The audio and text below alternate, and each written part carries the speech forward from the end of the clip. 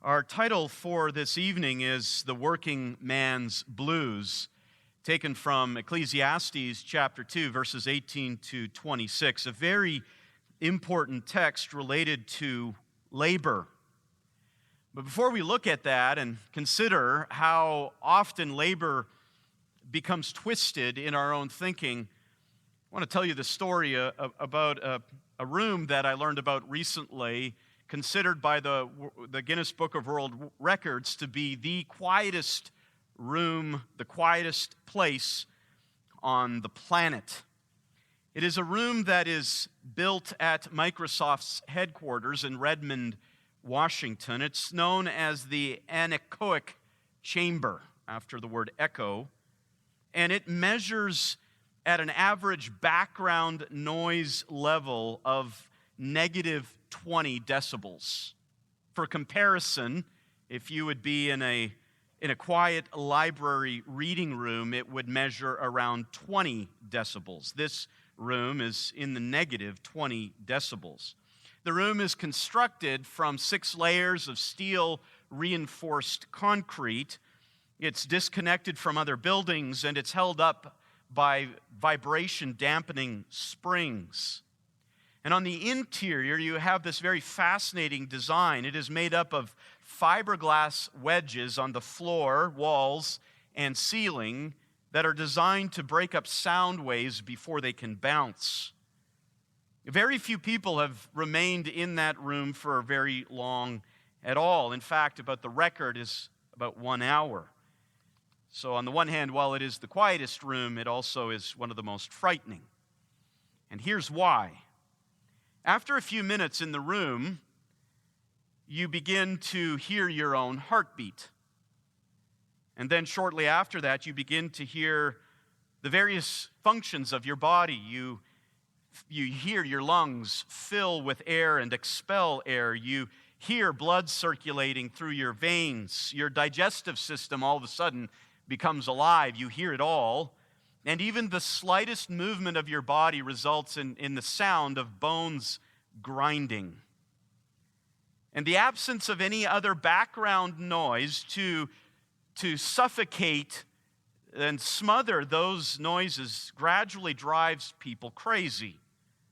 People report an unbearable ringing, of all things, in the ears, impaired spatial awareness, and eventually the complete loss of balance. The brain is simply not able to function without the presence of distracting sounds. Well, in many ways, this is an analogy to how men treat work. Unable to deal with the most pressing questions of life, unable to deal with particularly the reality of death, of life's fleetingness, we seek to fill our lives with a lot of background noise. And for men, largely, that is labor.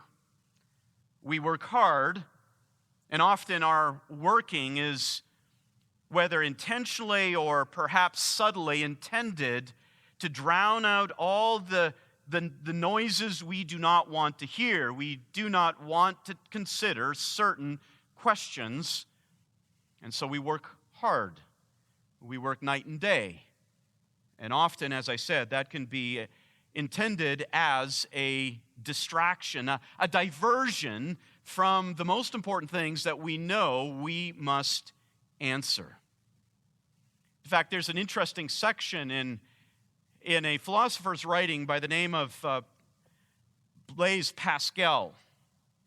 He's a 17th century mathematician and philosopher, and in one of his works, he includes these words about how man fills his life with all kinds of distractions in order not to consider the most important issues. He says this, quote, "If our condition were truly happy, we would not need diversion from thinking of it in order to make ourselves happy. Diversion, death, is easier to bear without thinking of it than is the thought of death without peril. The miseries of the human life have established all this, as men have seen this, they have taken up diversion. Diversion, as men are not able to fight against death, misery, or ignorance. They have taken it into their heads in order to be happy, not to think of them at all. In many ways, that's what we find in Ecclesiastes 2. That Solomon is seeking to avoid those basic sounds, those most important issues of life. And so he's seeking that room that's not quiet, but the room that is filled with all kinds of background noise to suffocate the most important issues of life.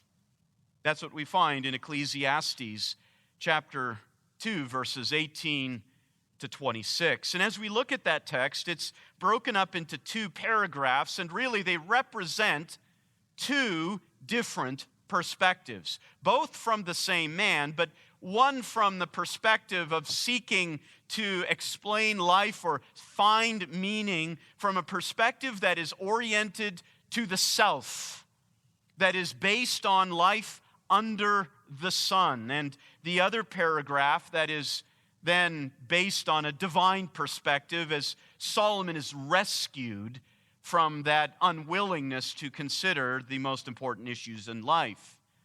And as we break up these two paragraphs, we can essentially identify them this way. The first one, as we deal with the working man's blues, the first one really contains the working man's stark realities.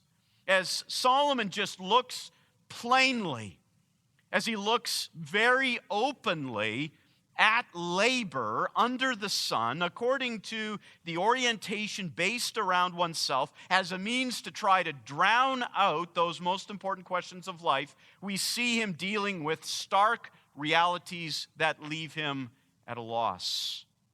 The working man's stark realities. Let's look at the text. This paragraph runs from verses 18 to 23. He says this: "Thus I hated all the fruit of my labor, for which I had labored under the sun, for I must leave it to the man who will come after me. And who knows whether he will be a wise man or a fool, yet he will have control over all the fruit of my labor, for which I have labored by acting wisely under the sun. This too is vanity. Therefore I completely despaired of all the fruit of my labor, for which I had labored under the sun. When there is a man who has labored with wisdom, knowledge, and skill, then he gives his legacy to one who has not labored with them. This too is vanity and a great evil. For what does a man get in all his labor and in his striving with which he labors under the sun? Because all his days his task is painful and grievous. Even at night his mind does not rest. This too is vanity." Now, in this first paragraph, what we see are three different observations, three different realities that Solomon observes as he looks at work simply from a human perspective. And each of those observations ends with that phrase, "This too is vanity. This too is vanity and a great evil, and this too is vanity." We find these three statements given in two verses each, verses 18 and 19, and then verse 20 and 21, and then verses 22 and 23. And when we look at this particular declaration, as Solomon recounts the observations he made from a human perspective without any divine intervention, apart from any revelation, we see the view of what we could call a materialist. In fact, one commentator has said this account, this paragraph, is a sobering account of the relentless anxiety of the materialist who lives under the shadow of unavoidable death. Let's look at Solomon's three observations that he makes about work. First of all, as he looks at it honestly and openly, but still from that human perspective, he sees that you cannot keep the fruit of your labor. You cannot keep the fruit of your labor. He says, "Thus I hated," verse 18, "thus I hated all the fruit of my labor for which I have labored under the sun." for I must leave it to the man who will come after me. And who knows whether he will be a wise man or a fool, yet he will have control over all the fruit of my labor, for which I have labored by acting wisely under the sun. This too is vanity. Now, what Solomon does here is he comes to the inescapable reality that he will die, but he still holds out hope that perhaps the fruit of his labor, all of his achievements, his resume, may somehow outlive him. That he can, even from the grave, as it were, live vicariously through his achievements. You see, Solomon longs for something permanent, as we all do, but he's looking at it from the context under the sun, and so for him, seeking to find significance, seeking to find satisfaction, he says, okay, I'm going to die one day. I've realized that. But I can work hard and produce something that then can live after me and carry on me from the grave. But as he looks at it, he realizes that's impossible. In the beginning of verse 18, he says, thus I hated it. It ties us back to the last sentence of the previous paragraph, verse 17, so I hated life. But this statement, thus I hated, is even more intense. What Solomon does as he has looked at his testimony, as he's looked at the different experiences that he had, the experiments, he concludes in verse 17 that he hated life in general, but now he takes a particular aspect of it that is specifically or particularly odious, and it is labor. And here, the object of this revulsion is all the fruit of my labor for which he had labored. In his experiments, he had already described his experiment with work. If you look back at verse 10, he does describe a temporary high that can come from work. He says in verse 10, all that my eyes desired, I did not refuse them. I did not withhold from my heart any pleasure, for my heart was pleased because of all my labor, and this was my reward for my labor. Back in verse 10, he's still early on in the process. And as all of us can attest to, even with an unbiblical approach to labor, there is that kind of initial satisfaction that comes from achievement. It's always there. In fact, that's what makes labor and work and striving to achieve things so tempting. There is that initial high that comes from a job well done, from that paycheck, that comes from achieving something, building something.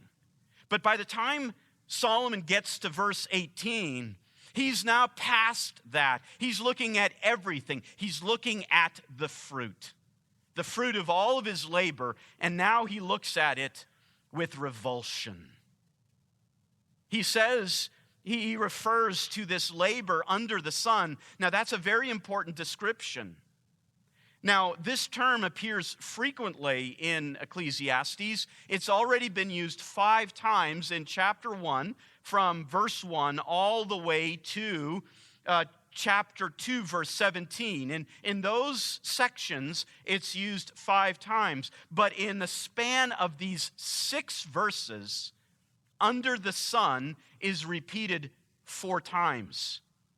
It's repeated with exceptional repetition to again emphasize to us Solomon's orientation. And under the sun refers to that domain of creaturely existence. We who are under the sun are dependent. We're dependent upon that very sun. And we who are under the sun are creaturely and finite because we even mark our time by the sun. And if there's one thing that Solomon has already observed, is that the sun keeps going around and around and around, and we don't outlive the sun. That idiom, to be under the sun, emphasizes work from the perspective of the creature. And here is what is particularly problematic, as Solomon explains why work can be so odious. He says, "For I must leave it to the man who will come after me." It's like that saying goes, you never see a hearse pulling a U-Haul.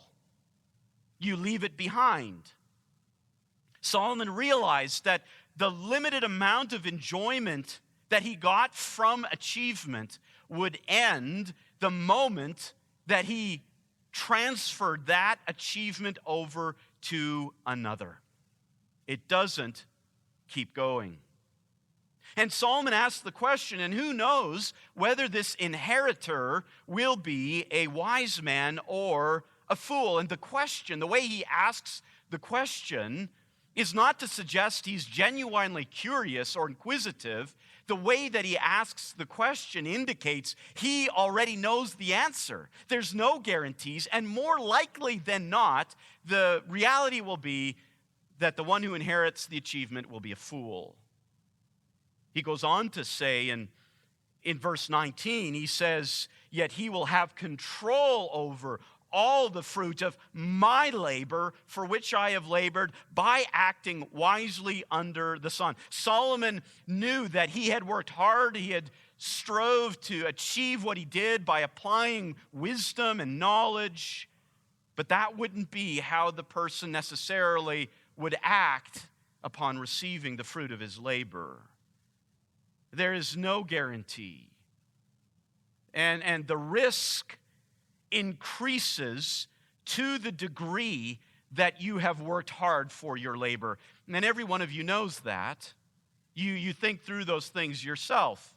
If you're young and you don't have a lot to pass down, you don't really think about it. There's not a huge risk there. You might have an old beat-up car. Who cares, really? Who gets that? But the longer that you work, you all of a sudden have a house and a savings account, a retirement account, and all kinds of other things. And so to the degree that you have invested, now the risk increases that that is going to be squandered. Solomon says this too is vanity. By this time in Solomon's life, by the way, Solomon had already received the prophecy of 1 Kings 11, verses 9 to 13. I won't read the whole section. You can do that later. But in 1 Kings 11, 9 to 13, the Lord pronounces his judgment upon Solomon for how Solomon had disobeyed the Lord. And later on in that section, he promises to Solomon, the Lord himself does, that he will take that which Solomon had achieved, the pinnacle of that kingdom, all the possessions and all that was represented by Solomon's reign. It would be handed over to Solomon's son, and from the hands of Solomon's son, all those achievements would be torn away. And you can look at 1 Kings chapter 12 to read how that happened. Notice the foolishness of Rehoboam. 1 Kings 12:8, "But he forsook the counsel of his elders, which they had given him, and consulted with the young men who grew up with him and served him." Verse 13 says, "The king," that is Rehoboam, "answered the people harshly, for he forsook the advice of the elders which they had given him." And as you keep reading in chapter 12, revolt breaks out, the people rebel, the kingdom is divided, and there is no return to the glories of Solomon's kingdom. You can't keep it. That's one of the blues of the working man. Secondly, you can't control it. You can't control the fruit of your labor. Very much echoing what he's just said. In verses 20 to 21, he says this, "Therefore I completely despaired of all the fruit of my labor for which I had labored under the sun. When there is a man who has labored with wisdom, knowledge, and skill, then he gives his legacy to one who has not labored with them. This too is vanity and a great evil." He says, I completely despaired. The idea is that I turned my heart aside to despair. This was something where Solomon, and perhaps really as kind of the pinnacle of his descent into that dark valley, he specifically turns his heart into that darkness of disillusionment, of cynicism. That which brought that initial high now is the very source of disillusionment and despair. I purposefully, I intentionally turned my heart to the darkness because of this reality. Solomon had prided himself that what he had achieved had been achieved through the careful, wise application of all kinds of good principles. You could equate that today to the man who starts off small, who abides by the law, who goes to school, does the hard work, never cheats, never steals, is always honest, always is telling the truth, is willing to take a hit even when it means being honest, and over time, slowly by slowly, he accumulates this wealth, but in the end, it's turned over to someone who doesn't abide by the same ethics. You see, he saw his problem was the legacy, that legacy of wisdom, hard work, playing by the rules. That legacy would be given to one who did not labor according to the same rules. What we find here is that Solomon explicitly acknowledges here the danger of receiving wealth without working for it. He knows that that's not a good thing. It will be squandered. And he calls this a great evil. This too is vanity, he says, and a great burden to have to bear. In fact, there's many different proverbs that have been expressed from or about this reality in all kinds of different contexts. For example, there is a Chinese proverb that says, wealth does not last beyond 3 generations. And if you talk with certain financial planners or inheritance lawyers, they will cite the statistics. Here's one of them. They call it the 3-generational curse. 70% of families that inherit wealth are no longer wealthy by the 2nd generation. And approximately 90% of such families lose all of that wealth by the 3rd generation. That's what happens when you receive wealth without having to apply wisdom and knowledge and skill.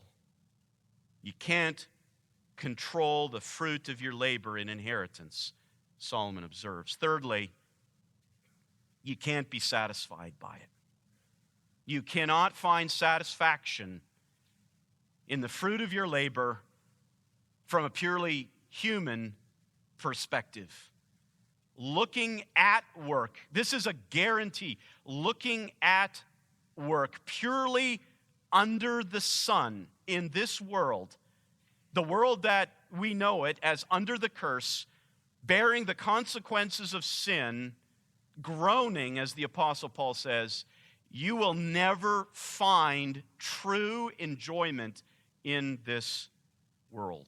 He says this in verses 22 to 23.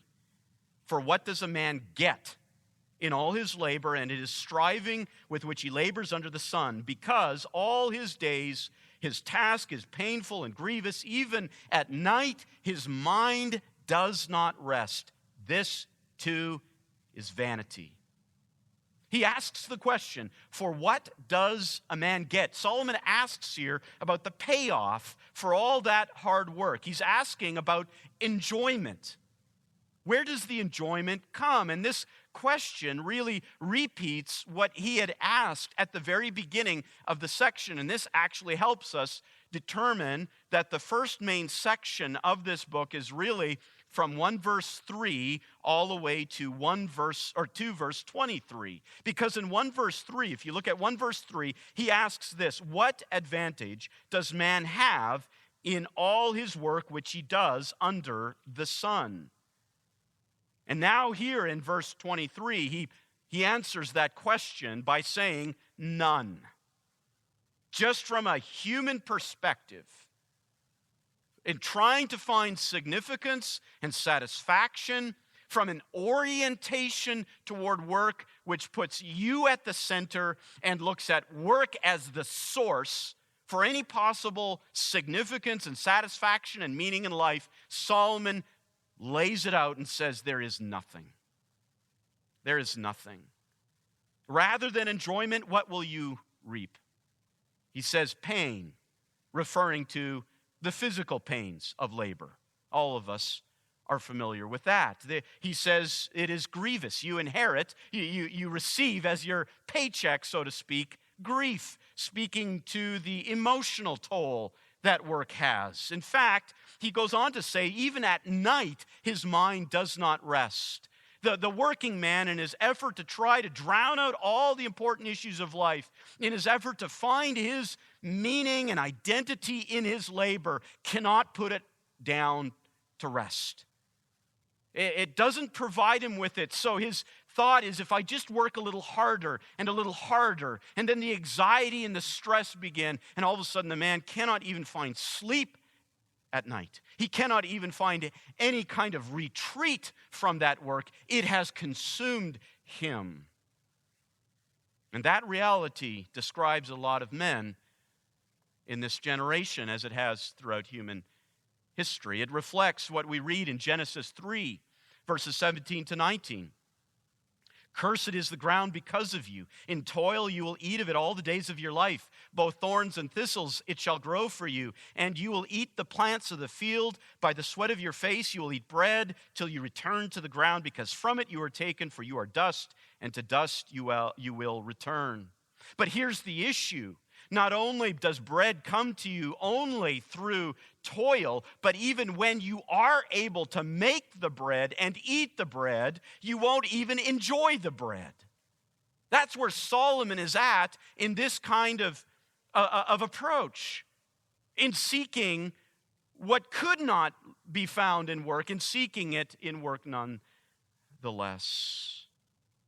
Reminds us of what the psalmist says in Psalm 127, verses 1 and 2. Unless the Lord builds the house, they labor in vain who build it. Unless the Lord guards the city, the watchman keeps awake in vain. It is in vain you rise up early to retire late to eat the bread of painful labors. That's not all that the psalmist says. He goes on to say this, for he, God, gives to his beloved even in sleep. And what we see now also in Ecclesiastes is that in the same way you have this enigma answered in Psalm 127 from what work is for those who labor in vain to those who receive from God, a difference in orientation. The same paradigm is what we find in our text in Ecclesiastes. Notice now the shift that occurs in verse 24. And here we find Solomon pulling back and giving us one of those moments of relief and pointing us to, in this long discussion of the most fundamental issues of life, he pulls back and says, I want to give you some relief. Let me tell you of an important conclusion that you must make at this point. Verses 24 to 26. Solomon writes this, there is nothing better for a man than to eat and to drink and to tell himself that labor is good. This also I have seen, that it is from the hand of God. For who can eat and who can have enjoyment without him? For to a person who is good in his sight, he is given wisdom and knowledge and joy, while to the sinner he is given the task of gathering and collecting, so that he may give to one who is good in God's sight. This too is vanity and a striving after the wind. Now, what's important to note here is that this text, verses 24, 25, and 26, serve as what is called the first carpe diem text in the book of Ecclesiastes. What Solomon is going to do several times as he builds up to the final climax, the conclusion of the matter in chapter 12, verses 13 and 14, what Solomon is going to do is he's going to sprinkle in these very important texts that keeps the reader hopeful. And here's the first one. What we find is this. What's interesting to note is that from 1 verse 13 on to this particular verse 24, is that the name God does not appear at all. From 1 verse 13 on, God is not present. All that's present is Solomon and his whole observation, his whole experiment is taking place under the sun. But what happens now in verse 24 is an important shift, an important transition. And now all of a sudden, God is the center. And it changes how Solomon looks at labor. Solomon now provides the conclusive answer to the question of the brevity of life. And we're going to see it in his words. That yes, life is short. It can end at any moment. You can't live forever. You got to get that out of your system. So then how do we live in a brief life? How do we live in a life that we know can end at any time? And Solomon's going to say this: enjoy the goodness of God. Enjoy the goodness of God. And that will only happen, as Solomon will say, that will only happen when an ultimate question is answered. We get rid of work as that distracting sound and deal with our relationship with the transcendent Creator. And then we're able to look back at our lives, at the mundane things here in this world, and realize that in a short life, we can enjoy what God has given. He gives us one observation per verse here. First, he says this: recognize that what God gives is good. Recognize that what God gives is good. Back in chapter 2, verse 3, he says this. He looks and says he's waiting to see what good there is for the sons of men to do under the sun. Now he answers that question and says, here is the good. You could even translate it this way. He says, there is nothing better than for a man. Or you could translate it as this: there is nothing good for a man except that he should find enjoyment. There is nothing good for a man except that he should find enjoyment. And how or where is he to find enjoyment? Solomon says this: he's to find it when he eats and drinks, and he's to find it in his labor. These actions, these activities describe the most basic things of life. These are things that everyone does. They're intended to show that which is most common, that which is most mundane to men: to eat, to drink, and to work. And Solomon exhorts us to treat these things not as some kind of condemnation or punishment, but to see them from the hand of God and to appreciate them as good gifts. And you might say, well, where is the reference to good gifts in our text? Well, it's there subtly, but it'll be brought out in more dramatic fashion in a few texts in chapter 3 and chapter 5. We won't go there, but in chapter 3, verse 13, he specifically lists eating and drinking and labor as the gift of God. He says the same thing in chapter 5, verse 19, that these things are gifts of God. And we could even look into the New Testament when the Apostle Paul is preaching. And he's preaching in Lystra to very superstitious pagans. And there Paul says in Acts 14, verse 17, that God did not leave himself without a witness in this world. How? In that he did good and gave you rains from heaven and fruitful seasons, satisfying your hearts with food and gladness. Now, the thing about pagans As we saw even with Solomon, as he looked at through the glasses, the bifocals of a human perspective, the thing about pagans is that they don't recognize this. They don't recognize these things as gifts from God, and so are not able to enjoy them. But God has given them as things to enjoy even in this brief life. And what that testifies to is the reality, men, that although Genesis 3 speaks very clearly about the effects of the curse in our world, those effects have not obliterated the manifestation of God's character in this same creation. That with the right perspective, with the right orientation, this world is not just filled with curse. It is not just filled with vanity, with vapor, with emptiness, with fleetingness. You can look on this world and see the good gifts of God. It all depends on perspective. Recognize that the things that God gives are good.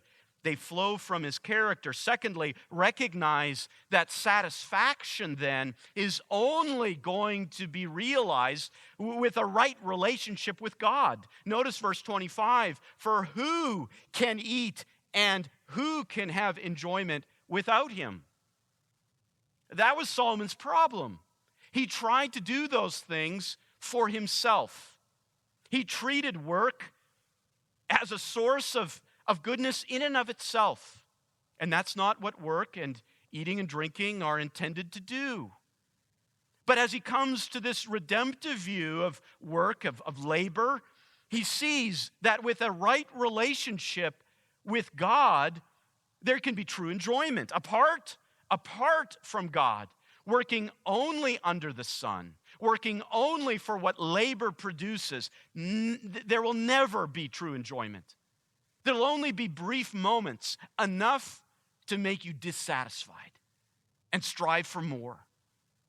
But with the right relationship, as Solomon is going to go on to say, by fearing God, by placing that reverent faith in the Creator, recognizing him who he is, and finding in him your all in all, then all of a sudden, those things which were once odious can be enjoyed. True enjoyment can be had even for those very much aware of the fleetingness of this life. Orientation makes all the difference. There's a great statement by the Scottish theologian Henry Scougal in his classic work, The Life of God and the Soul of Man. He pulls this together so well. Listen to this quote. A soul will never know what solid joy and lasting pleasure mean until, weary of itself, it renounces all its possessions and gives itself up to the author of its being. A person molded in this way will find pleasure in all the dispensations of providence.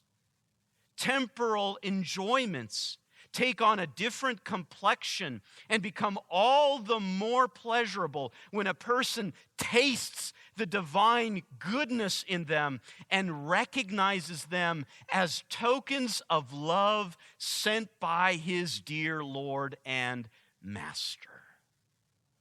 Solomon is saying that same message.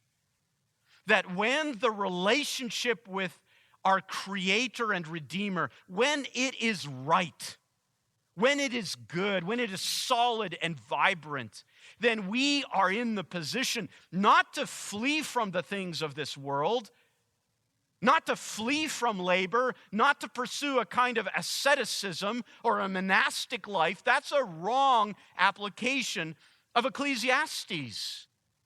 What Solomon is saying is with the right orientation, with the right attitude, the placing of God as the center, of finding in him that priority that outshines everything else, then all of a sudden we look on the mundane things of this world and we can enjoy them.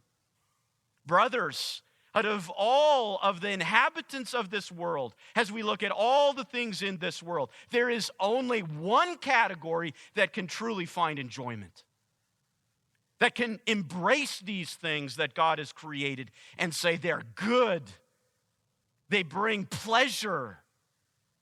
And the only people who can do that are those who are fearful in the right sense of the God who made them. And that brings us to our third point. Recognize that reverent faith is the key.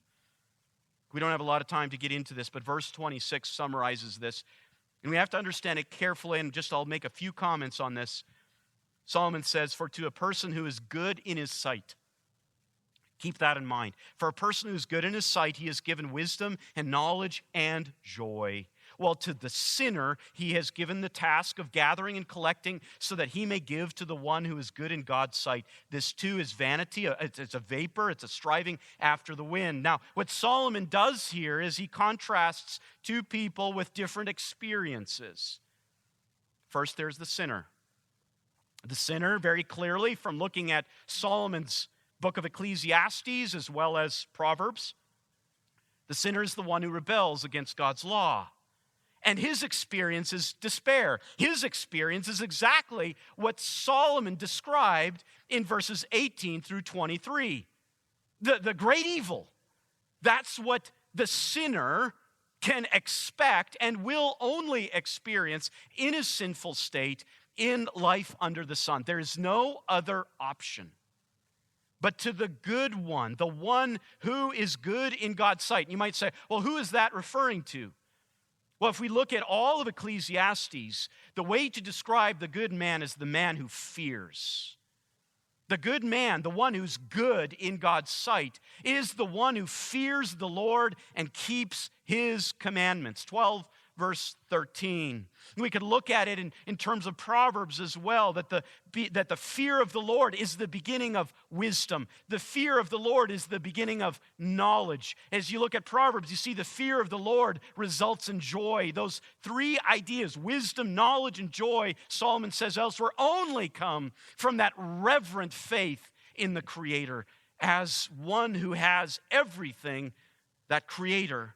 And the person who is good in God's sight comes with nothing of his own and finds his all in all in God. As we wrap this up, what are we to hear from Solomon? Let me give you just a few closing thoughts here. First of all, men, you need to know this: the distractions will only hold for so long. Evaluate your lives and your work ethic. And we're all for a very strong work ethic. We'll talk about that even as we go through Ecclesiastes. Men were created to work. But let me tell you, if work is intended as a distraction, it will only hold for so long. And let me say this, in your labor, if you've never felt the kind of frustration that Solomon did in verses 18 through 23, maybe it's because you're using work as a distraction, trying to avoid those stark realities. You're living that 100 decibel life, trying to drown out any of these important questions. But that's only going to last so long, and you will come to a brick wall. Number two, recognizing the reality of death and the transience of life is a blessing. In other words, the sooner you put two and two together, the sooner you realize you're going to die. You don't even know when. It's going to come sooner than you think. That the sooner you come to that realization, that you think about it, you ponder it, you don't fear it, the sooner you'll realize that you'll be able to live life the right way. You know, in certain circles, death, the topic of death is anathema. You can't even raise the issue. And automatically, hush, don't speak. We don't want to hear that around here. No, for us to be true men, we need to think deeply about death. And the more that we do in the right way, the more it'll be a blessing because it will allow us to orient our lives appropriately. Number three, we need to see that God is a good God. We need not just focus on Genesis 3:17 to 19. We need not just focus on the curse and the groaning of this world. Yes, those are realities. We take them into consideration. We realize what that means for our lives, but we also have to realize the goodness of God has not changed. He is still the good God He has been from eternity past. And He is a good God, which means that a proper orientation to Him means that we need to find that goodness everywhere. We need to seek it, not in and of itself, but as expressions of that love of a father to his children. Number 4, only believers can enjoy the things of this life. Don't believe those stories of the rich and famous in those shiny magazines where they look so happy. Don't believe that, men. We know better on the basis of God's word. There is no happiness there. There is only fear, dissatisfaction. We are the ones who can find true joy and enjoyment in this life. And number 5, we can do so in the mundane things. Ecclesiastes is not a call to join a monastery, to go out into the Mojave Desert, to climb up a pole, and to try to get away as much as possible from the things of this earth. Ecclesiastes is not that. It is a call to enjoy the things of this life, but always and only as an expression, as the byproduct of a right relationship with the Creator, who is our Redeemer, the one whom we fear. And men, let me ask you, is that your outlook on life? Let's pray that it is.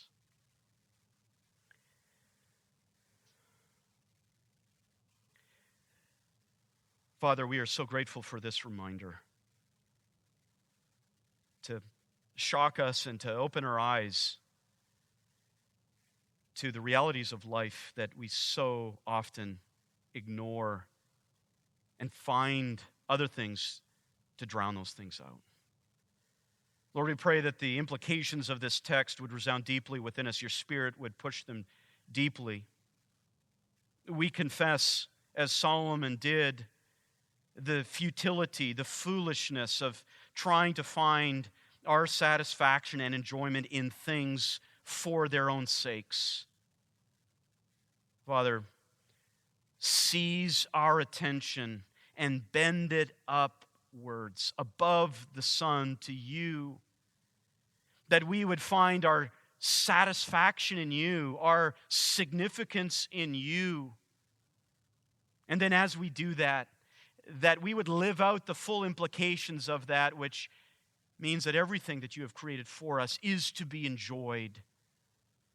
And in the same way that it forces us to exclaim thanksgiving or amazement when we see a great mountain, that we cannot help but express amazement. May that be for every aspect of our mundane lives, our labor, our food, our drink, that we would express this thanksgiving to you, receiving it from you as a good gift for us, even in our brief lives here upon this earth.